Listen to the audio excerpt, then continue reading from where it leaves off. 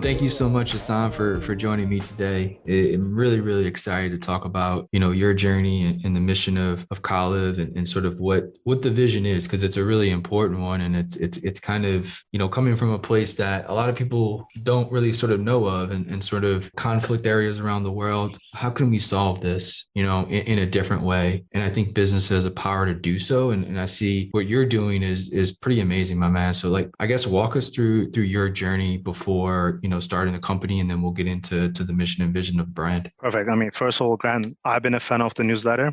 I've been reading your emails. I've been a fan of the podcast. So there's a couple of episodes that I can recite off the top of my head. So thank you for building a platform and giving us a voice, all the change makers for good. So I want to thank you. I want to start with a thank you, and then I appreciate your work and efforts. Thank you so much for the kind words as well.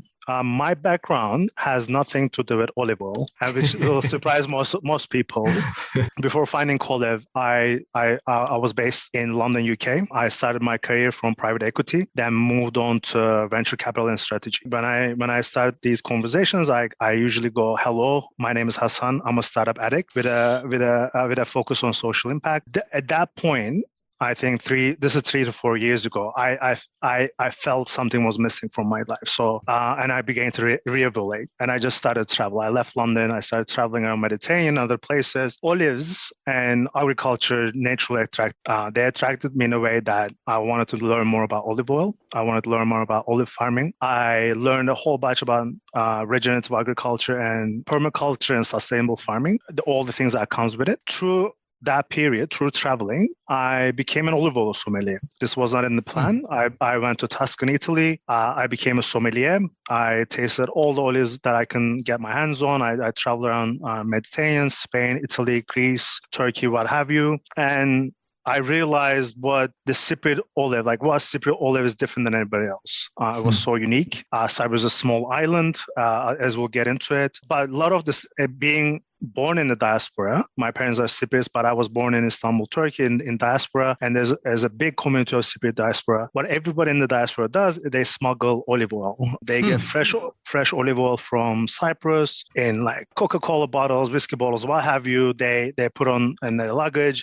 For me, it was the same. So living in London, like entertaining friends and family, everybody was like, "Oh, this is amazing. Like this is just okay. Like you have to give us a bottle, and this and that." Before my travel, so I think it was always in the back of my mind, like, okay, like I got good olive oil, like let's put that aside.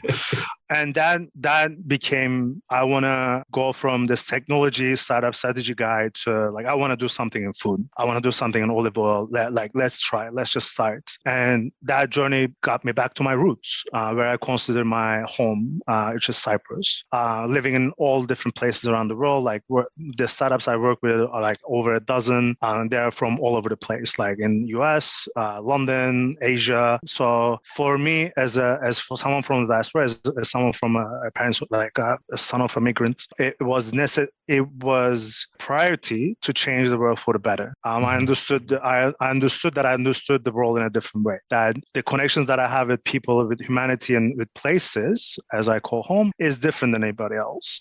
My parents were displaced. My mom was displaced when she was 16. I started learning about those stories like 18, and I had Greek Cypriot friends. I'm a Turkish Cypriot myself. I had Greek Cypriot friends that I had similar stories in 70s. My family had them in 60s, and then on. So this idea of I want to change the world, I want to start an olive oil business. Let me start from the place that will make most sense to me, which is Cyprus. I think this is the sort of personal story of how Colive came about, from this transition from London and living in the finance world and tech world to getting to food and in social. When you had those conversations with your mom, because I guess, was it always in the back of your head, you knew sort of the history of the island and maybe her history? Or when you were starting, thinking about doing the olive oil company, did you go back to your family and talk to them a little bit more to understand a little bit more about the history of the conflict there? Or did you kind of already know, throughout your life about what was going on the island? You have to be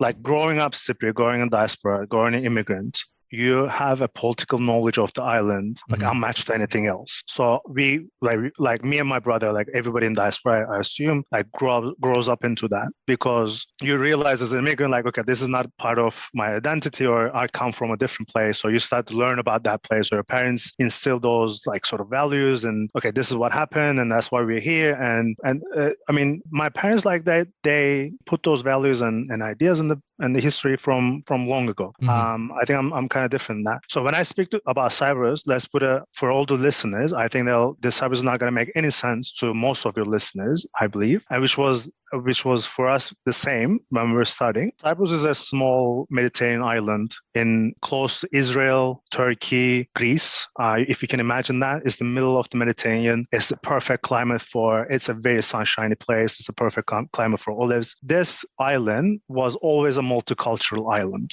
from the beginning of time. It was ruled under different empires. In modern times, it was a British colony. So Britain used the island to control trade routes from India and also the oil in Middle East. They still own about 4% of the island, but Britain employed something called the divide and rule policy. Towards the end of their rule, the rule starts from 1800s up to 1960. In this divide and rule policy, they started categorizing people. So Cypriots became much like Americans or much like anybody else. They became Muslim, Greek, Turkish, Christian. Mm-hmm. Mm-hmm. Through this categorization, they play to the differences. So they play to differences of mainly two communities, which are Muslim Turkish Cypriots and Christian Greek Cypriots. These were friends, family, neighbors for centuries, more than centuries, for millennia. But towards their rules collapse, they play to this.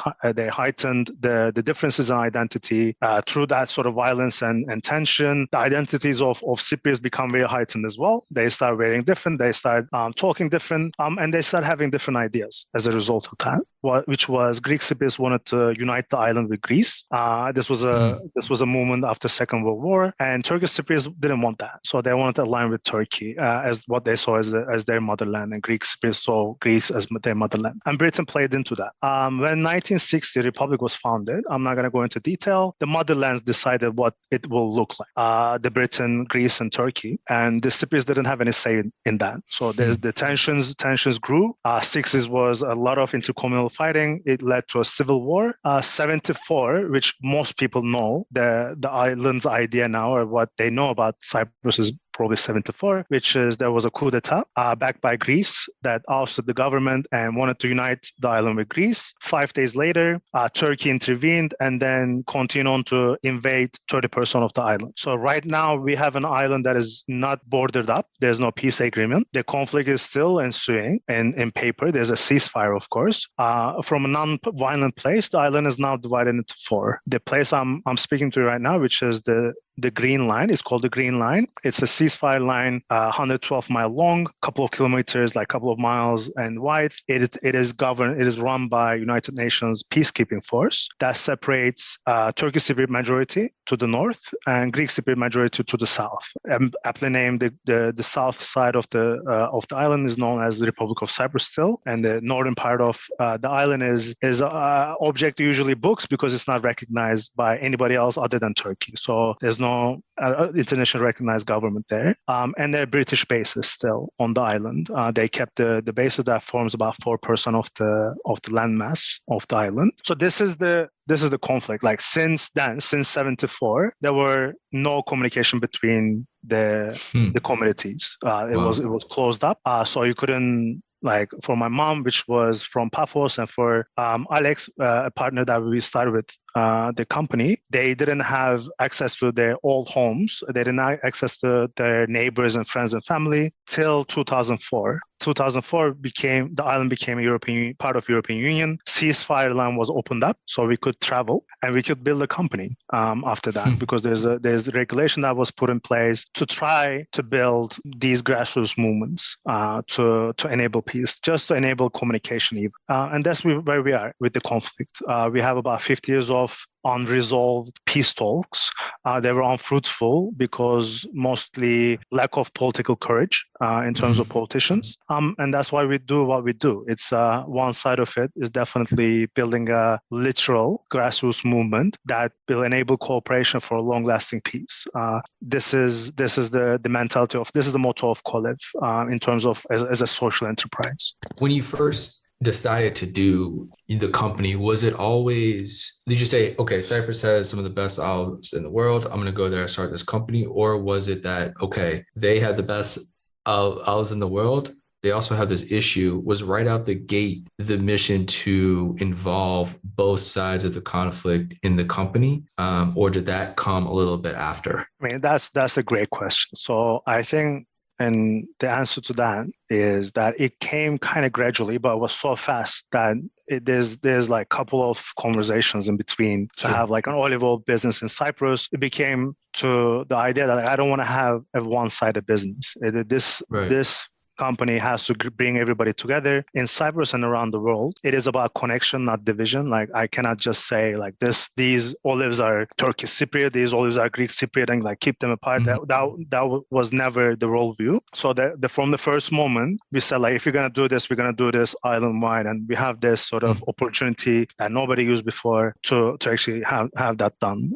So we wanted to mean it more than just one part of Cyprus, one part of the world, or on that sort of idea. So from the get-go, we knew that this is the road that we want to pursue, and this is the road that will take us to where we want to go. How do you do that then, right? When you first say, okay, we're going to do this, do you go to representatives on both sides? Do you go to community leaders on both sides? How do you even get started, those first conversations of, hey, I want to do this, I want to include both sides?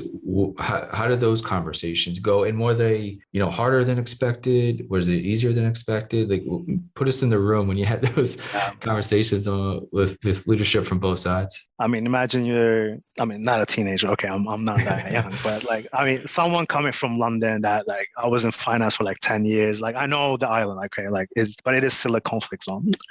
So coming in there, just having phone calls, like I wanted to get to somebody that I could. And I have an extensive family. So I use all the network I had, all the family connections I have to go to everybody, to go to both communities, the community leaders, and from presidents to community leaders, and everybody I could find. So first, I think the first step for us was to get a single olive across the ceasefire line. That was the first step, because it was never been done before. We first got to the organizations that rule the regulation. That have not used that part of it, which is the Chamber of Commerce here. So we went to Chamber of Commerce's. Long story short, it took us 6 to 7 months to get the first orders across. Like we got farmers on both sides. We said like, this is what we want to do, and they said like, I understand. I want to be a part of it. Perfect. Like we got 2 farmers now, right? Yeah. So and then we went to the Chamber of Commerce. We got the okays. 6, 7 months later, we're at a border. With like crates of olives like trying to cross, and it was always like something goes wrong. Like one of the funniest stories is like we got everything right. We think we got everything right, and in practice we go to a checkpoint and then go like, oh, you need to go to another checkpoint, which is like, I don't know, in the next town in the capital, and then we drive there through the night, and then when we get to that checkpoint, it's like there's leaves on this olives, so you need to clean them up. So we go back, and like all the family gets together, and I still remember that day where we literally like took leaves out of olives, which no one ever in the world does, because they get cleaned in the mill. So that was the rocky start from the beginning. Like you go to every community leader, you're calm, you talk about basis of your idea, that you don't want to do anything like that will step on any toes. Like we just made sure that they knew who we are, our intentions, and everybody okay, because I think we were also locals as well, so they knew us from that point. But I think the lessons that we can get here, we can use and we can export to other places. Like that's not a issue here. The issue is like they have to know your intentions. They need to see the value in what you're doing as a social enterprise in this sort of conflict zone, and then you win hearts and minds after that. Yeah, it's a process, man. It's such a long, brick by brick, day by day, hour by hour, even, building something like this up, because, any day or any moment in time, it only takes, one person or one day to kind of ruin years of work, if something happens or occurs. What are some of, successes are a tough term to talk about because it's harder to find that because it can be defined differently. But I Yeah. guess, from years just in business and working with both sides, having product around the world, really an amazing feat already. What has some of the success stories been? I guess, what are you most proud of that the company has accomplished? I mean, so many, but the one thing that like kind of defined us in the past year is we are available. I mean, it's just exciting to say we're available in Whole Foods nationwide, across US, beginning May 2021. So about 6 months now that we are in every shelf. Like you can, any of the Wow. listeners, you can go wall to wall Whole Foods and you can buy a bottle. You can and make and our motto is like you can make the world a better place. You can taste without limits is the tagline on the bottle. That is what makes a food entrepreneur's heart just like flutter a little bit Yeah. stronger.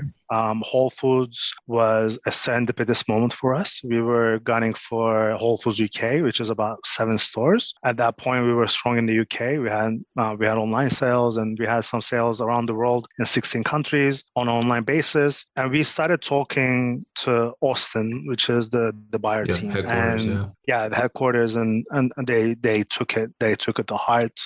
They loved the story. It took us a year and a half on Hmm. bits and pieces. It's not an easy process, but I'm so grateful to the Whole Foods team and our buyer, everybody. Like we didn't just meet our buyer, which usually what happens to brands is like you go to a category buyer and they say yes or no, and you get an email.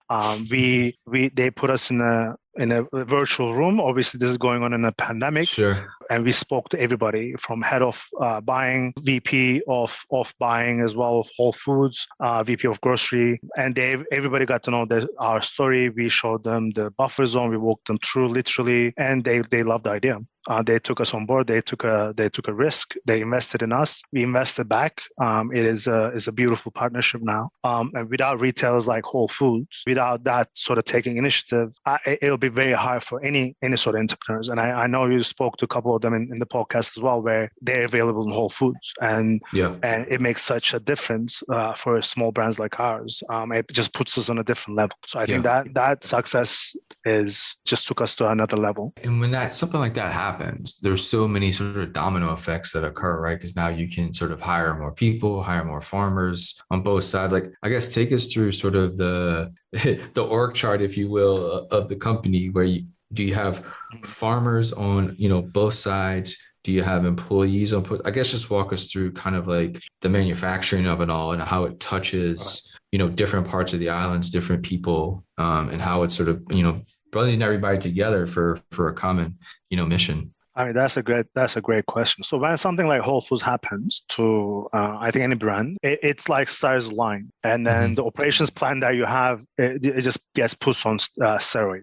Then you're just on the go mode to find the farmers, find the mill, find the bowling place. So for us, it was no different. From the start of the company, it's run by a Turkish Cypriot and a Greek Cypriot. So I have a partner called Alex, which is a university friend of mine. That to give you a little context of Cypriot conflict, that we were never be able to meet in Cyprus, but we went to UK for university, Mm, and that's where we met. And like you start a conversation, go like, I'm from Cyprus, or like I'm from Cyprus, but right. obviously you speak in English and you don't speak Greek and Turkish. I mean that becomes so.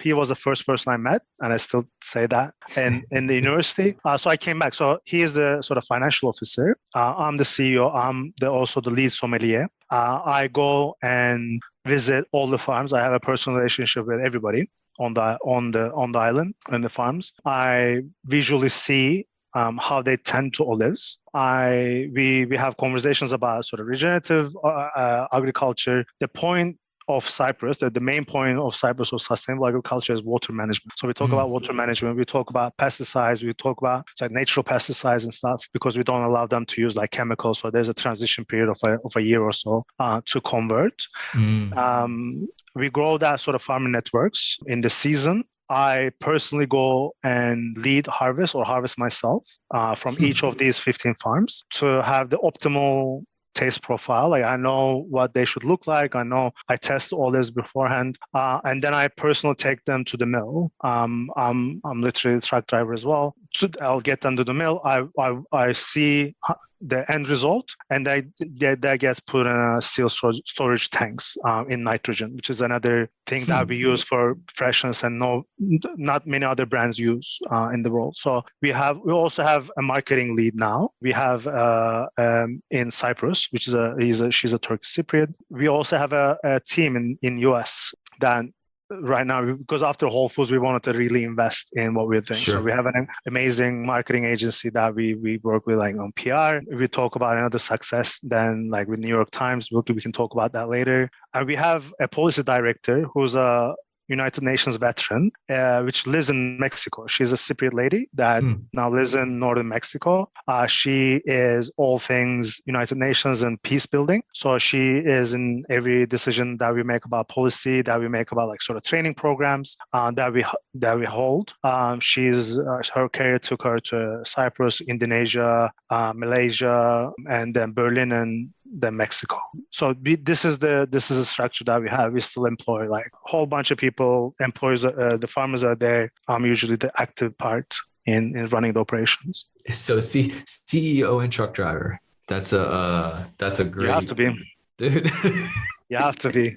Let's not joke anybody. Like, and people say like, I'm not ashamed of that. Like, sometimes I get like, hell no, man. Okay, That's an honor. That's a badge. Yeah, honor, man. Yeah, no, that's epic.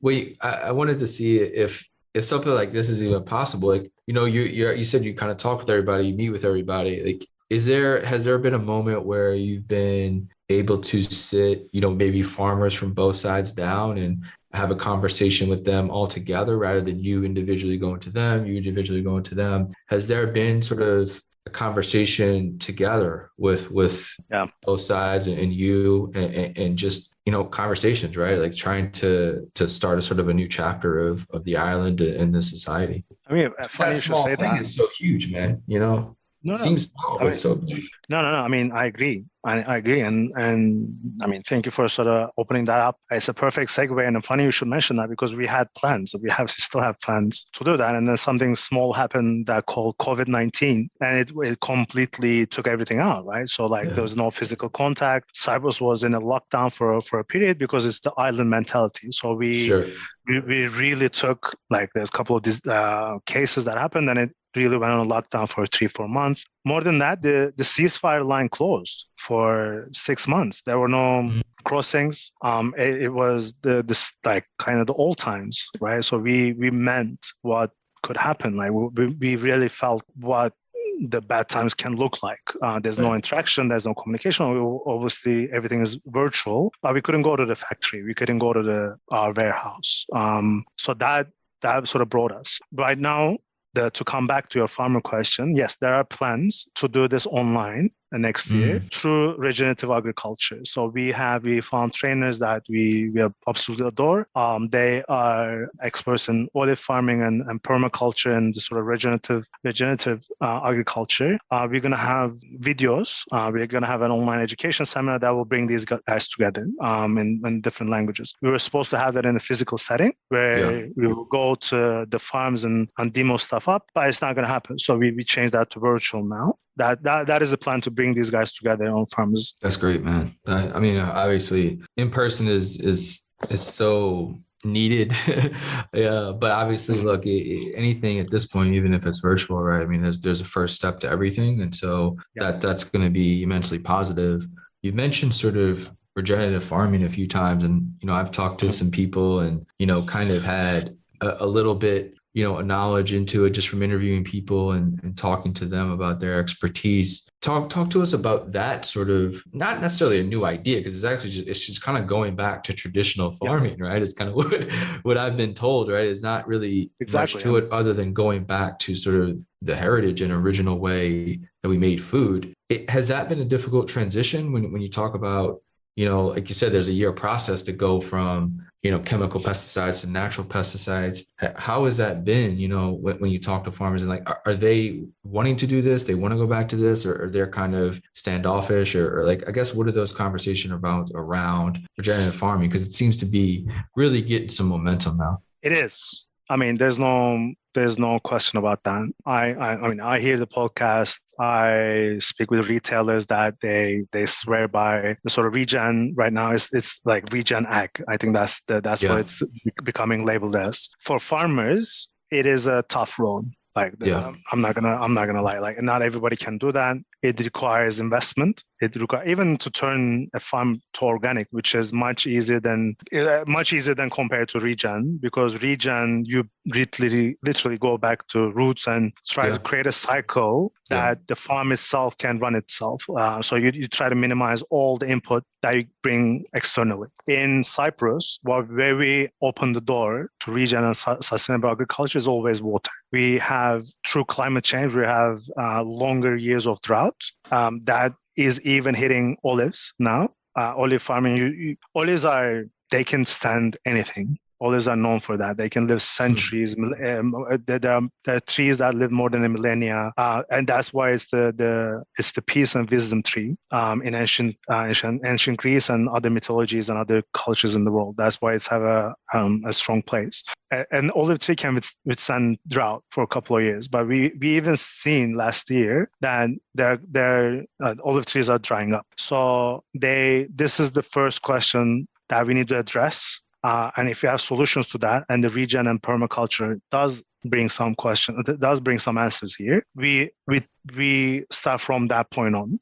Then it becomes a production, and it becomes a cost issue, and we try to talk all about that. Obviously, for regen, you need to really consider the labor cost that goes into it. So you need to really pick and choose what is going on. The regen that I think the Western world that we talk about now, it is taking a monocrop field, and like obviously having multi-crop system with livestock, that is very labor intensive. That exchange is very, very labor intensive. Like if I would suggest all the listeners to go like the little farm, the biggest little farm, I think, and they document that, like that change in US. So I can point them at there, and like just trying to read all about it, all the farmers and all the people that are interested, because it's not an easy change. It's a change I think we should do, but it's not an easy change. I'm wondering if there's just from like those I've talked about a couple of things is one,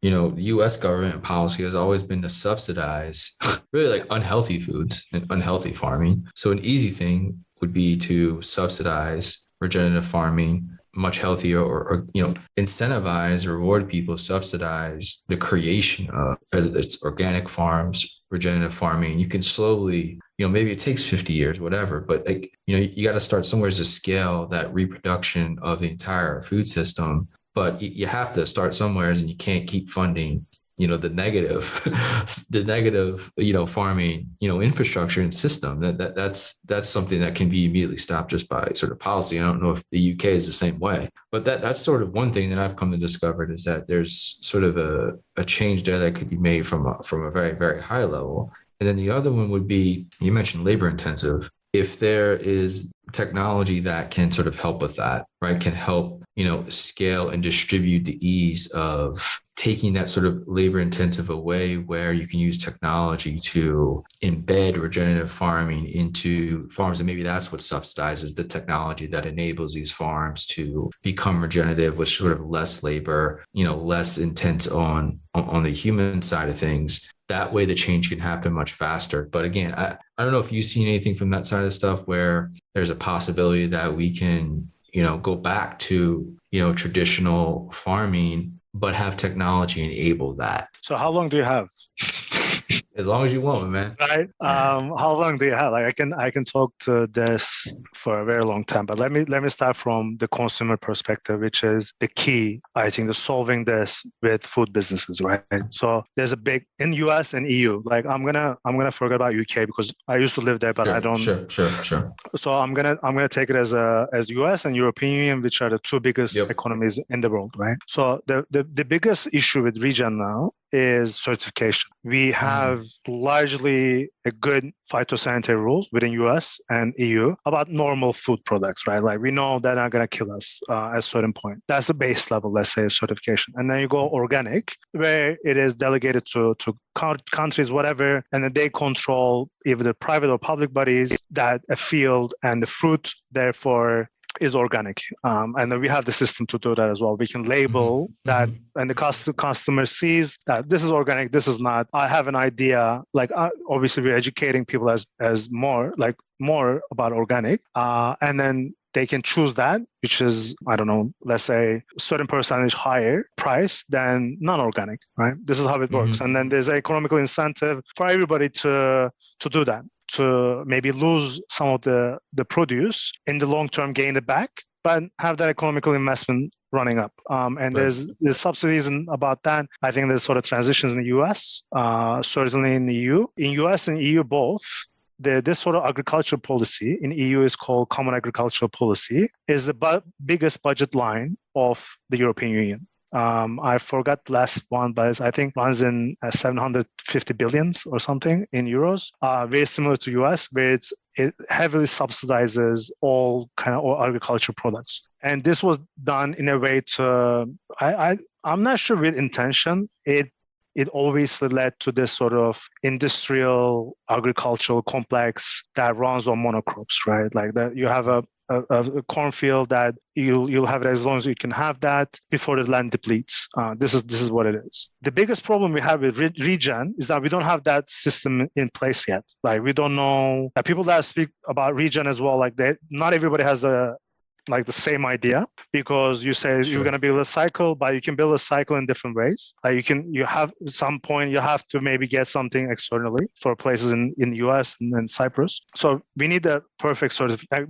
We need a complete certification system. We don't have that yet. We try to do that in Cyprus. I know there's a couple of places in EU, even in US. There are a couple of institutes. There's not a single institute that works on this. But I know there's works being done because retailers are asking for it. Customers are definitely asking for it. So there will be a certification process. And then there will be more and more. And the ecosystem will be built then. And there's more. Come to what I know the labor intensive is traditionally it's solved by immigration. So the southern US or anywhere in the US, you have farmers that come from abroad, seasonal workers, same in EU, same in Europe, that they work for the season and they kind of leave. Or they continue to work for different produce, different seasons, and then they enable. The technology so far it's built for monocrops. It's not necessarily built for regen. So this is the transition I think we need to have in terms of technology. And I think some of the work you've been doing on impact investing and some of the investors that you're having on your podcast, like get to that effect. I think this is the transition that we need to make with technology to move from traditional to regen. Yeah, no, that's a great point. When you said it is not have the technology work for monocrops, but have the technology that helps you understand what other crops and organisms can pop up. And when you take care of your land, from what I understand is that, when you sort of farm the correct way, there's sort of natural organisms that happen. And there's just other benefits that occur with the soil grows. If you just grow one crop, monocropping, the land is just going to do that. But if you let it naturally do its thing, it can create these other, organisms, and there could be an economic benefit for that. If you understand what it's growing, the technology says, hey, if you keep doing this, this will grow this much. There's yield from more crops or organisms than just one. So I think the farmers would love it because it's an economic incentive. And once they're, in for it, then there's the domino effect with supply chains and all this stuff. So I think that the economic effect can happen for sure when maybe it's just, there's a case study with land that shows if you do this a certain way, this is the different, crops that will come up over a 5 to 10 year span or something like that. So I'm optimistic about that because there's an economic incentive for it. And when there's that, there's allocation of capital, there's hopefully government subsidies and all this stuff like that. Certainly. I'd like to end on the final question about the future, my man. And I know it's been a cool, interesting journey for you so far, but when you look sort of, 5 to 10 years down the line, what does success look like for you? You know, when you sort of take a break and have a glass of wine or a beer or some tea or whatever your fix is, Yeah. you know, in a decade, what do you want to sit down and have accomplished at that point? That's a great question. So usually my 5-10 year plan is we do more of the work that we're doing in the short term. I wanna build on Whole Foods. I wanna build the velocity there, and I wanna build on Nation Channel. Down the road, the 10% fund that we reserve for NGOs and social entrepreneurship, it goes to nonprofits that I want to mention here. So one of them Great. is on social entrepreneurship is Cyprus Inno. They build networks and technology to enable entrepreneurs to become peacemakers. This was in our core as well. So we really connected with these guys, and they hold trainings, networking events, and technology tools to enable them to do that. They bring people all together on the island. The second is sort of peace education. On peace education, we work with an amazing, world-known NGO that is based in Cyprus called Association of Historical Dialogue and Research. These guys do amazing projects. The core of which is historical facts. They are about truth in a post-truth world. They educate teachers on both sides of the island to break the friend-enemy logic. They build a building. They have a building now in the buffer zone for a while now that has a refuge for Turkish Cypriots, Greek Cypriots, Armenian Cypriots, any kind of ethnicity and religion to come together and build something, build anything. They also bring school kids together to spend a day from ages from primary to high school. They bring them together, supervised under these peace educators, for them to communicate, to get out of stereotypes, break the other idea, quote unquote, break the friend enemy logic. So we wanna be able to do much more of that in 5 to 10 years. I think in terms of social mission, we already are started to be given as an example on the island. We want to be a solid example for Cyprus, and what an example in such that in any conversation we want to be like, those guys did it. Why can I? But can't we do it? And there's become an incentive of peace for Cyprus.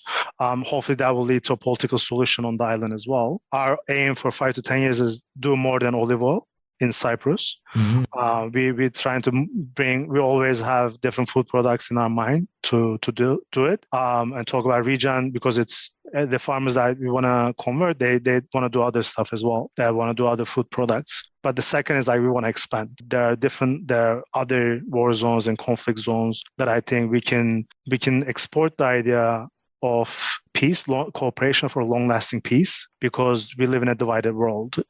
We don't have an option. Anybody that is listening to the US, they should care, because one, it's an amazingly delicious olive oil that they'll get. The second is we live in a divided world, and this is a story about division and connection. We're trying to connect people in the conflict zones. We're trying to connect those zones and those stuff to US. We're trying to bring loved ones in US through good food.